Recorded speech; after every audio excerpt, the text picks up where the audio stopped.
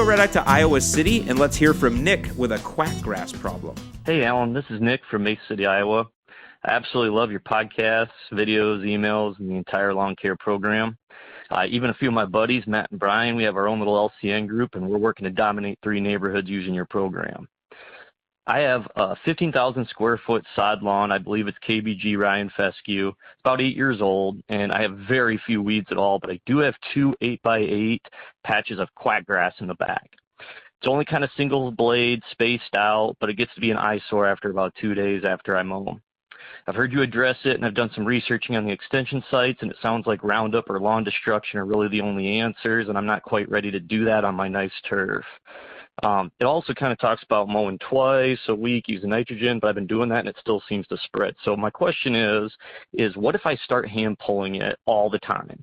I know the rhizomes are still going to sprout, but what if I keep pulling it and keep the dense, healthy grass around it? Won't it eventually run out of nutrients, without getting the sun and using energy to keep making new plants? Kind of pull a war of attrition on it. Won't it eventually die out quicker that way? Or do you have any other ideas for getting rid of quackgrass without really harming the healthy turf around it without going to extremes?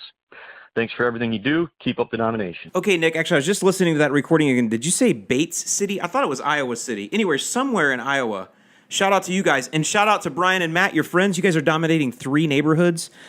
That right there, my friends, is strategy. Not only is Nick dominating by himself, he has actually brought a crew in, and they are taking over neighborhoods. I love to hear that. That's awesome. But that is kind of cool when you can do lawn care with your buddies, give you something to talk about as you stand in the driveway, watching the sunset, maybe having a cigar and a nice cold beer on a Saturday night. So really cool, dude. All right, let's talk now about quackgrass. So this is one of those that I haven't had to face too much. My buddy Jake, the lawn kid, he's faced quackgrass in his lawn there in Northwest Indiana. And actually, I'd given him a strategy last year with it to try to mow it out. And we're going to talk about that a little bit. You heard Nick mention all these different strategies and how he's kind of thinking through them. And Nick, that's exactly what you want to do. You kind of weigh out the strategies. He did another thing that I always recommend, I want to point out, is he went to university extension websites. That really is always the first place you should go to get advice, is university extension websites, because they're typically going to give you the most conservative advice. And when I say the most conservative, it's not going to be about slinging chems first and foremost. They're always going to try to tell you how to do things in another way. And in the case of mowing it out, we're talking about what we call cultural practices. That's what that means. Now, Jake was able to get it, I would say, stem the tide of it in his lawn last year. However, I was watching one of his more recent videos here in the last few days, and I can see it's starting to crop back up, because as Nick is finding here, that lots of mowing is not really a completely effective way to eliminate quackgrass. So let's talk about what quackgrass is, I guess, to start off. And the way I would equate it to, for those of you that are down here in the South, it's like torpedo grass in that it's got really long rhizomes that will creep under the ground and pop up in various places. And in fact, typically it's going to find the thin spots. If you have a thinner area of your lawn, boom, that's what it's going to find. The rhizomes will just creep and creep and creep until they feel like they've got a chance to take hold, and boom, they will pop up. And that is the same thing that torpedo grass does here in the South. And it's very interesting because Matt says he's only got a couple spots, 8x8. I would wonder why. I mean, that doesn't going to affect the strategy we're going to go through here, Matt, but I would just wonder why. Why only in these spots? Was the lawn treated differently during construction in that area? Was it sodded or seeded later than the rest? Was something brought in there? Was something dumped there? Was something left there? Was something not done there? Either way, just something to think about, so that way in the future, as you do battle this, if you can figure out the cause or why it's concentrated in that area, maybe that'll help you to keep it from coming back. But yes, the first thing you do want to try to do, even though it doesn't work 100%, is you want to try to mow it out. And guys, that's what I want you to do with any type of invading problem in your lawn, whether it's broadleaf weeds, problem grasses, whatever it is. When in doubt, try to mow it out. And usually what you're going to want to do, and especially with quackgrass, is you're going to actually want to mow as low and often as you can. So quackgrass is one of those things that, because it runs with rhizomes, and it only pops up in opportune places. Where it does pop up, it's got to get leaves up into the air quick to grab as much sun as it can to recharge. This is one of the things about these types of invaders. You can sometimes use their strength against them, and we'll talk about that in a minute. But the idea being, this is a very quick grower, and that's why people don't like it in their lawns. You know, this time of year, you got this nice dark green, blue Kentucky bluegrass, maybe some rye in there or fescue. And what will be popping up is this lime green, very fast growing leaves from, or blades or stalks from this quackgrass, and it grows so much faster than your Kentucky bluegrass, so it just waves out. It just waves at you like, ha ha, I see you, ha ha, look at my stupid looking lime green leaves here, ha ha. And a lot of people actually mistake it for crabgrass as well. Now, we can't get into that in a podcast because that would definitely take visuals, but one thing's for sure, if you are seeing what you think is crabgrass this time of year, before you go spraying it, you might want to look and make sure that it's not quackgrass, because the two have to be treated completely differently. That said, you do want to go ahead and try to mow it out, because quackgrass has that strength of growing super fast, because it needs to get leaves up in the air to grab as much sun as it can to refuel, because remember, that's how plants create their own food, through the process of photosynthesis, which basically makes sugars that they send down into the rhizomes or down into the root system. So that way it's recharged down there, so more, so it can spread wider, it can push up more leaves. That's the idea. That's how photosynthesis works. But the way that quackgrass grows, by its nature of sending out these long rhizomes and popping up in certain places, it's only got a few antennae to stick up, or a few spots to stick up. It's got to grab as much sun as it can. So if you cut that off, by the way, those rhizomes and those roots of that, they take a lot of energy. In other words, that machine needs a lot of energy to run on, so it's got to push those leaves up to grow fast. And so what you can do is cut it off by frequent mowing. And I would tell you, if you could, Matt, mow every day. Or Nick, I keep calling you Matt. Matt's your buddy.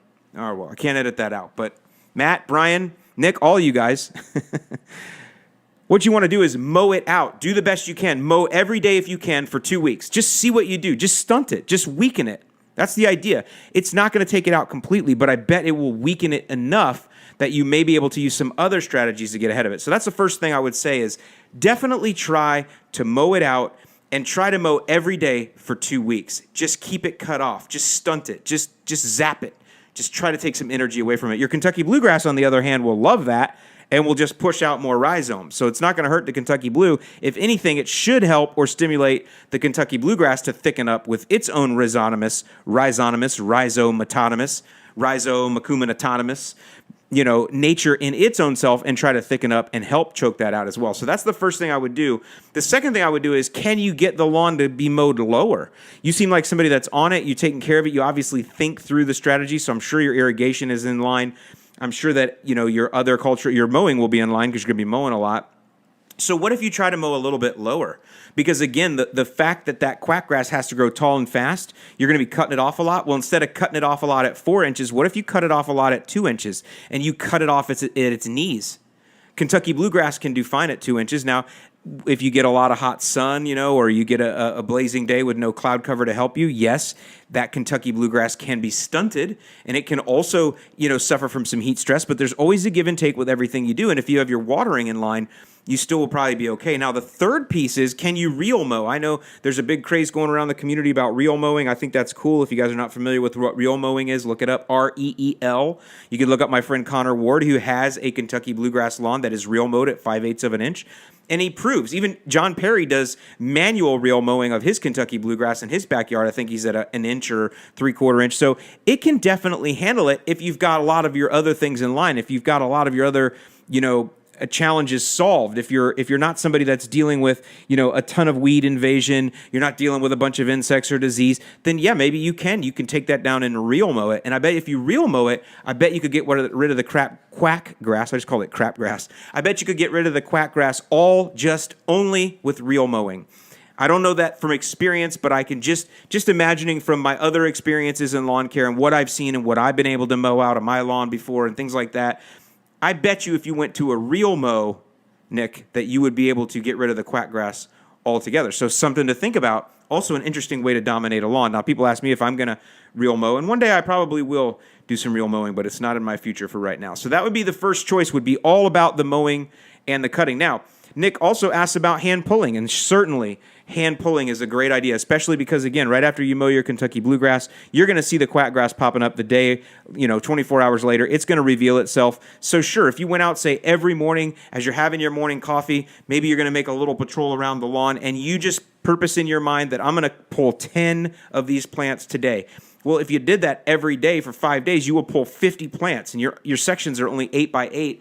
I bet you if you pulled 50 plants a week for 3 or 4 weeks, that certainly you would definitely be making a huge dent in those, especially if you're also mowing. Now, people will say, and you'll read this, and this is what I want to say, or I want you guys to think about.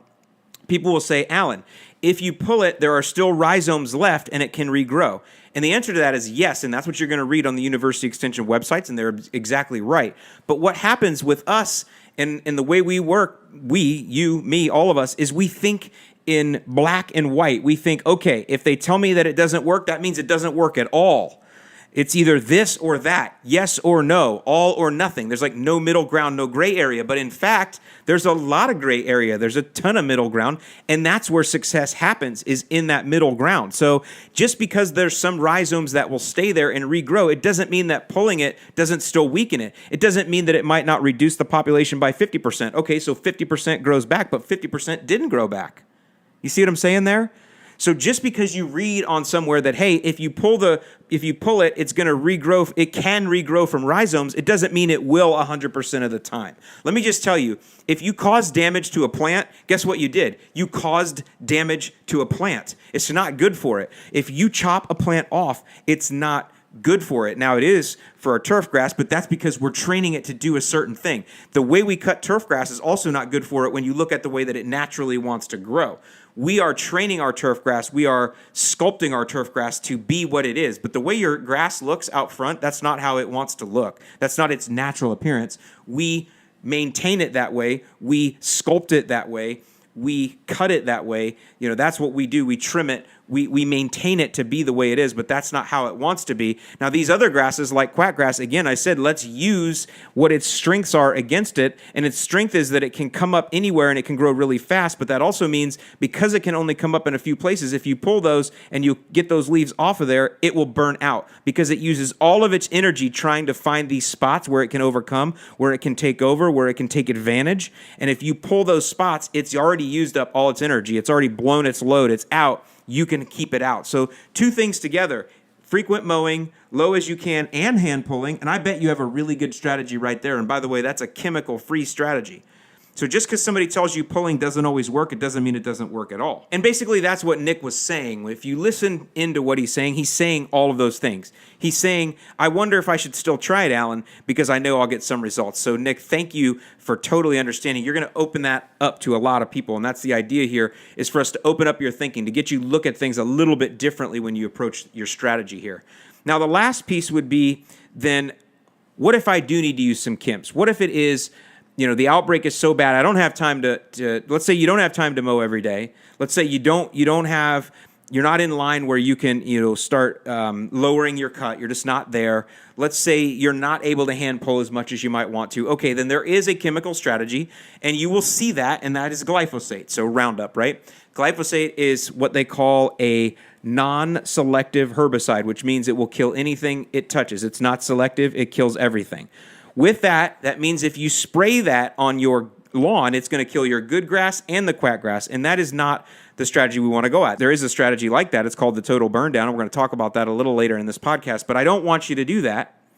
What I would say if you do want to try some chemical attack is to get what's called a weed wick. Now, I've never used an actual weed wand, which I think is a brand name. If you go to Grass Daddy's channel, he's got a video or a couple of videos he's done using a weed wick or a weed wand. By the way, he did an April Fool's joke where he told everybody that I bought his channel. I want you guys to know that was an April Fool's joke. I tend to see coming up every once in a while people going, Alan bought Grass Daddy's channel. No, Tim is my friend. I love Tim. He's a great guy up there in the Northeast. He does great videos. Okay, so I can't whistle very well, at least not today.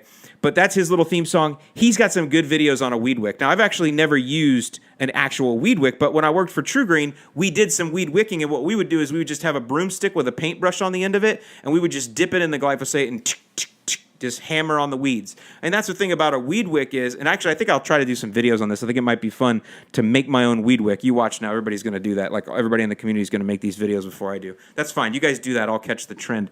But either way, what you do is you dip it in, and then you're just, kind of painting the actual individual leaves instead of blanketing it. Now, some of the residual that will leak around the edges is going to kill your good grass, but the idea is that's a very concentrated way to apply glyphosate to a problem such as quackgrass, where you can really easily see it. And that's the idea. You would cut the grass, wait a couple days till the quackgrass grows higher, and then you're really able to get in there and just paint them nice and simple, nice and easy, and kind of target them that way. So that's another type of an idea that you might go after. So actually, if you kind of employed all three of those against your quackgrass there, Nick, is you did frequent mowing at a lower height, hand pick when you can, and then when you're done hand picking and you can't hand pick no mow, that's when you go out and you paint those, or weed wick them, or weed wand the weeds in the lawn, or the quackgrass in the lawn. So that's something that you ought to try there. I love your thinking. I think you're on it. And please tell your buddies Matt and Brian, and all of you have the same name in my mind right now.